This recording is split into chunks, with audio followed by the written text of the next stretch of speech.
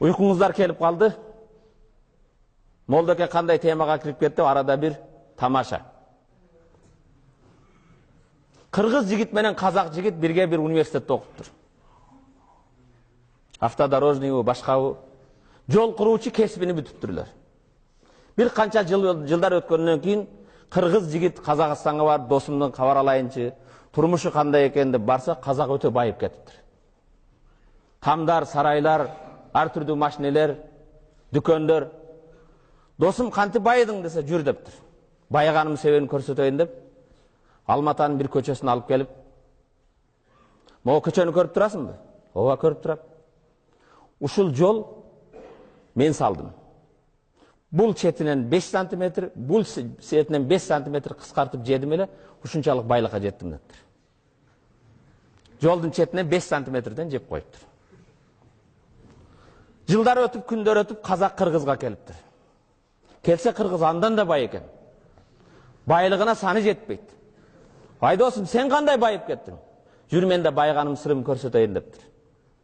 Казакты жетелеп келип бир ээн тала, катыраган талаага алып чыгып, "Могу талааны көрдүңбү?" дептир. "А, көрдүм" десе, "Ушул жерде жол салыныш керек эле" дептир. Ал баарын жеп коюптур.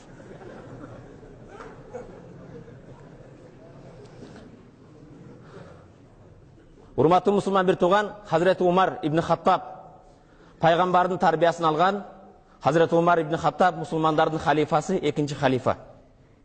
Бул тамаша чындыкка жанаша. Хазіреті Умар мусулмандардын падышасы, ал түнү уктасам, Кудайдын акын аткарган болбойм деп, күндүзү дайым элине жерине кызмат кылат экен да, түнү 2 саат, 3 саат уктап, жаратканга жалбарып, намаз окуп, элиге жериге бата кылып чыгат экен.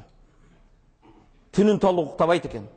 Эгер күндүзүн толук уктасам, мойнума жүктөлгөн милдетти аткарбай, Кудайдын астында кантип жооп берем деп күндүз да уктабайт экен.